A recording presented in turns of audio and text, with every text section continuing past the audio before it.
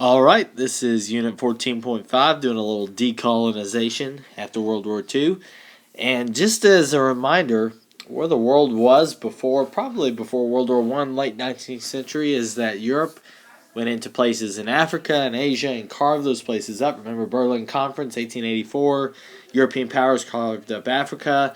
As far back as 1820, Europeans, especially the English, were in China, carving out spheres of influence. So that trend has been around for a long time, but what we got here now is after World War II, these countries, England, France in particular, are giving away their colonies. So the process of how that happens and specific instances of where that happens, that's basically what this podcast will be going into. This is going to be a short podcast. 14.6 and especially 14.7 are a little bit longer, but we're going to try to get through this one fairly quickly. So looking at the causes, and this is probably your most important slide here.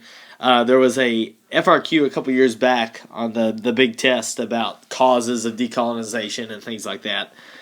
So these three causes would be excellent to use in that. Basically, after World War II, European powers are more concerned about rebuilding their own country, right? France, devastated after two world wars. England, the Battle of Britain. Germany, of course, is roughed up a little bit.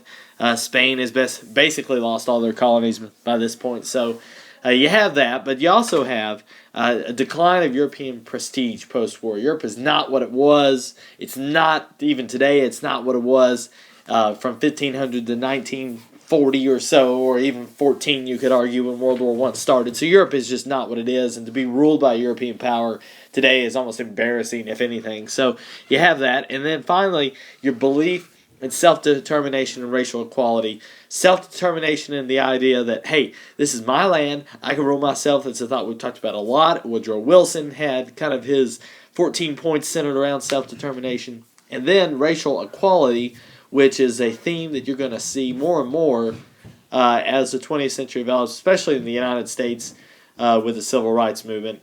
The whole idea of white man's burden becomes taboo, if anything. You don't really go around saying the white man is better today. I don't think that's like common political correctness, whatever. But anyway, those three reasons are really primary reasons why European powers, Britain and France in particular, start to let go of their colonies after the conclusion of World War II.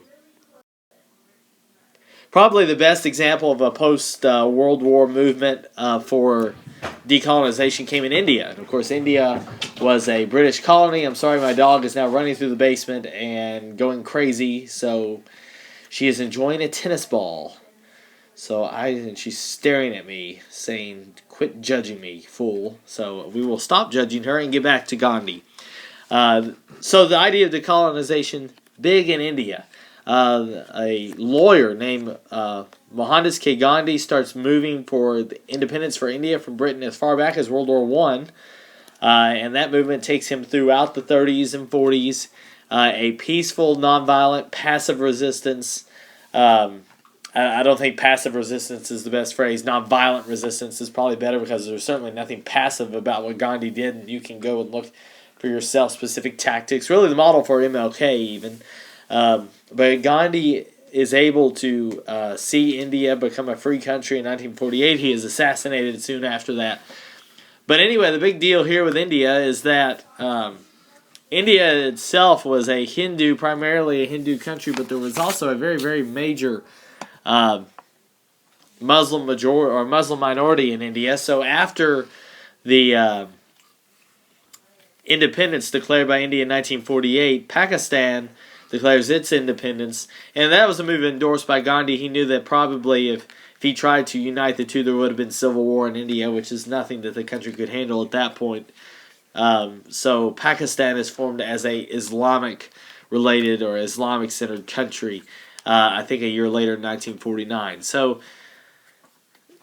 Gandhi really believed that he had failed his mission, but many believe Gandhi to be one of the better men that have ever walked the planet. And again, a great story. There's a great movie called, you guessed it, Gandhi, which if I had time I would show you. Maybe I will one day. But and it's a great story of Gandhi's life and the story that he led to gain India's independence. So India is probably your best example. Remember, it was the jewel of the crown for the British Empire. Its most powerful colony. The emphasis for having the Suez Canal was the presence of India. So it's a very important story to know. Probably the second most important story is happening in Southeast Asia, and that's Vietnam, which was a French colony. But, of course, in World War II, you know that Japan is going to come in and take command and really assert their authority there. But after Japan falls in 1945, the question is what's going to happen with Vietnam? Do the French come back in? Do the Vietnamese declare their independence? Well, the French, at the moment, really not giving up on their empire perhaps as easily as the British do. They attempt to restart their presence, and it really takes a long time to kind of have this settled out. But by 1954, at Dien Bien Phu, try to say that without smiling. I dare you, right now, say it. Dien Bien Phu. I see you smiling.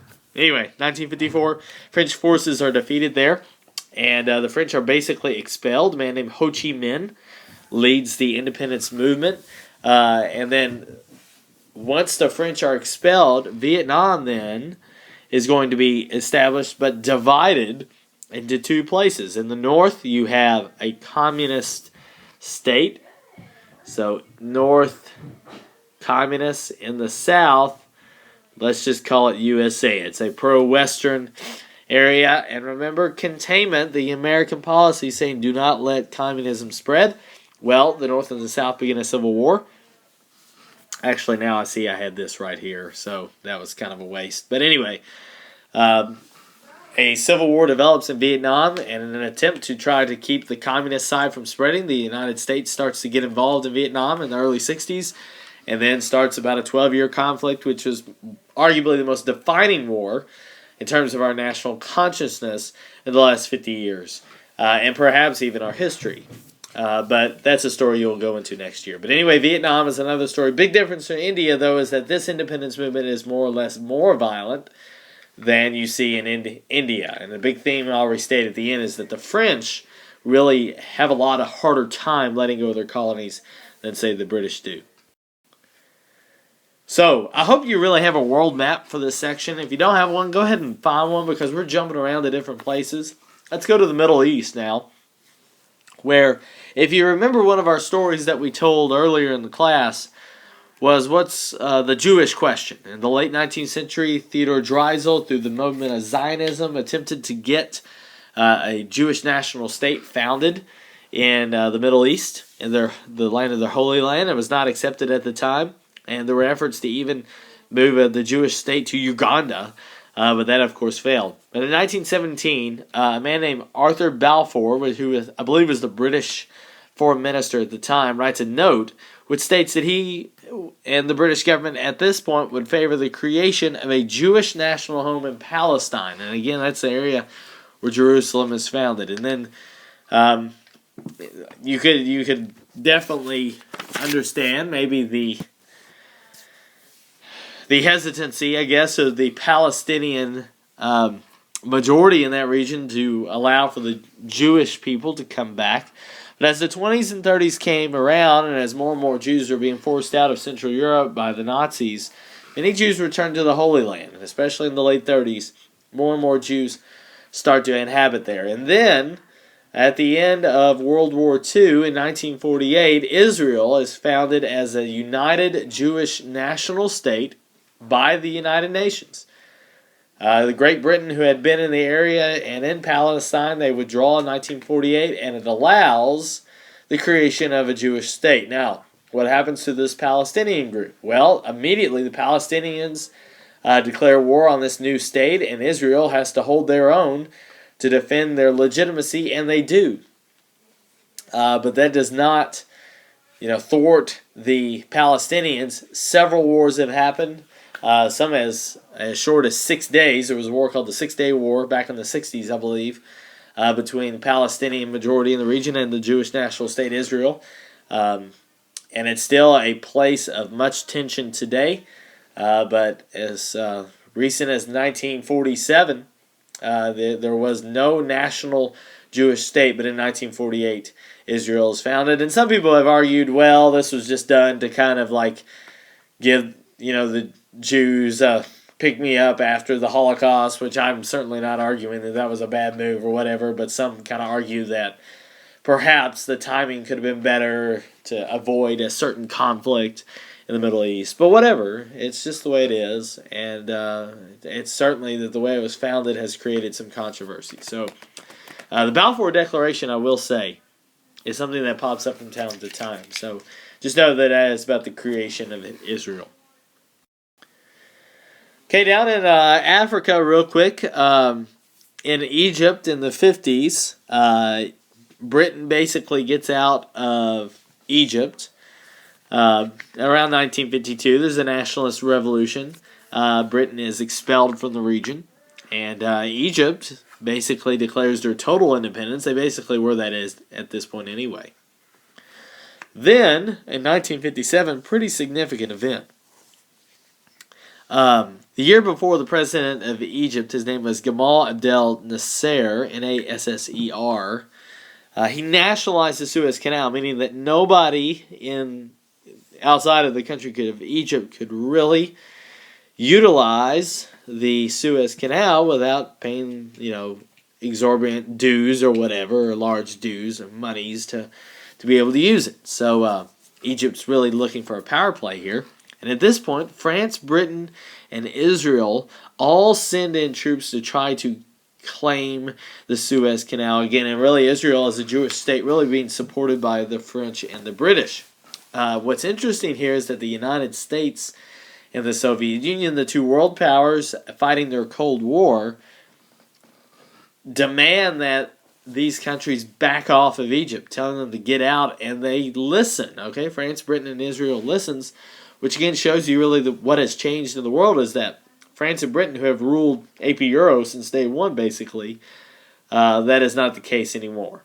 Now, in Algeria, which if you know on the map is just to the west of Egypt, I think Libya is in between. But anyway, Algeria had long been a colony of the French, and it actually, after World War II, the colony is seeking their independence, despite a large French population that lives there. Now, of course, it's the old deal. You start a war, and there's a little conflicts and everything. Well, Algeria eventually earns their independence and declares it in 1962. And at this point, a lot of French actually flee Algeria.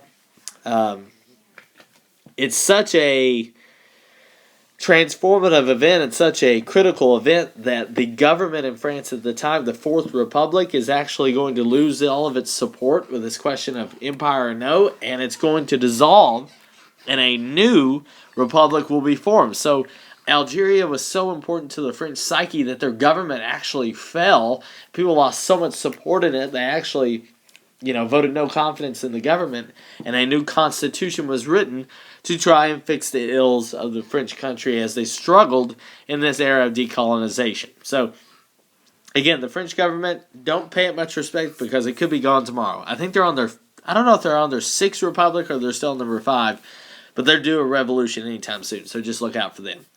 So we got one subject, one place left in the world to discuss here in terms of decolonization, and that is in Yugoslavia. Now, Yugoslavia is as we know, created after World War I. It is a very, very interesting place in world history. For one, if you recall, right before World War I, this is where the powder keg, Franz Ferdinand's visit, Gavrilo Princip and the Black Hand. This is Serbia, this is Austria-Hungary, this is where all the action happened pre-World War I.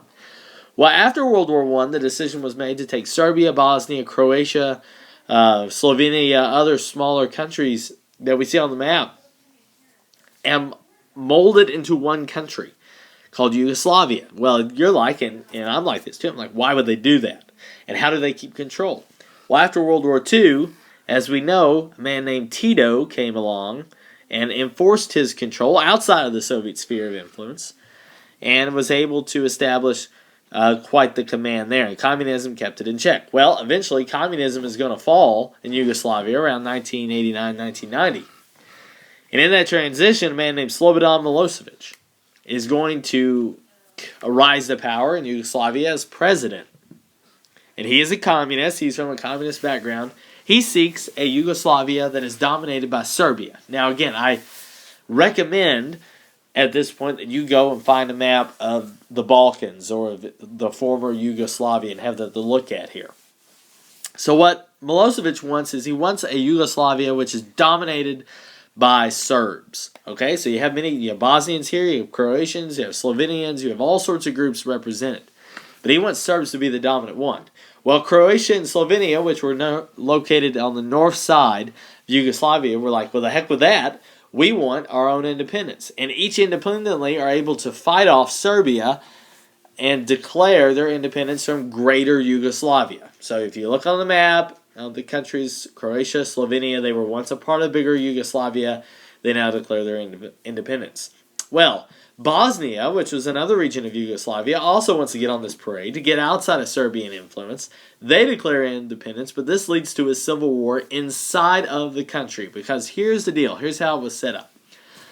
Inside of Bosnia, you had a primarily Muslim population, but 30% of the population were ethnic Serbs that lived in Bosnia. So as they kind of declared their independence, you'd be like, well, why don't the Serbs move to where Serbia is? Well, I mean, if you're going to pick up your own life and kind of start over, or maybe you could dominate your own new state and maybe make it, a new place. But anyway, so you have Serbs here living in Bosnia. They're about 30% of the population, and what they do is that they seek to absolutely annihilate and commit genocide against the Muslims living in Bosnia. Okay, that was the hope. That was the plan. And Milosevic from Serbia, again a region inside of Yugoslavia, was seeking to help them out because he wanted those Serbs in Bosnia maybe to win the day, and then possibly Bosnian Serbs would ally with Serbia. Okay? So again, it's important to know that the majority of Bosnia was Muslim. They want their independence.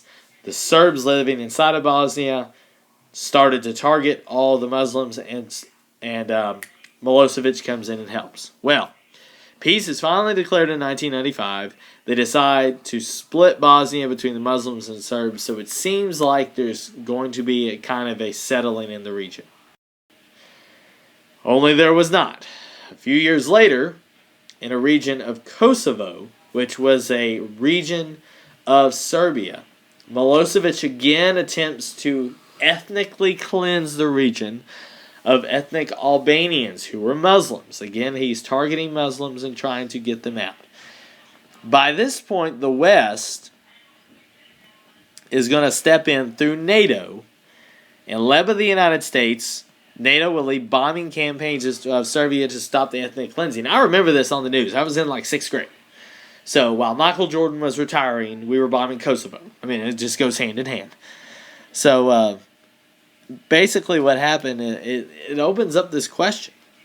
And as the United States kind of leads this issue in this post-Cold War, which this was about 7-8 years after the Cold War, it raises the issue, can the United States do whatever it wants, or can countries invade each other to stop issues? I mean, what is the role of the United States? Is the United States going to be the peacekeeper? Are they going to be the one that issues morality across the world? Is this any of our business? And this seemed to offer the idea that if certain things are happening across the world that cross human rights, we're going to come in and stop that. And really, Kosovo was one of the things that led that discussion. So anyway, Milosevic was removed from power in 2000 the next year, convicted of war crimes, and I believe either died in prison or committed suicide in 2006 before he was executed or sentenced. So if you look at a map today, the Balkans are very much divided. Not so much between current like violence, but politically there are many, many different states there today. And it's still a region where there are a lot of disagreements and difficulties because of so many different groups in one certain area. So, that's going to end this section. Again, really the big story to get were the causes of decolonization, and also a general theme that the British have a lot easier time letting go of their colonies post-World War II than the French do. The French in violent conflicts in Algeria and Vietnam, the Brits letting Egypt go for the most part, and also significantly India. So that's decolonization. The next few sections are going to handle society and culture in the world post-World War II, look at some of the economic things, and also an idea of European unity. Will Europe be united? So that's all we got here. My dog has run off with that tennis ball, and has probably...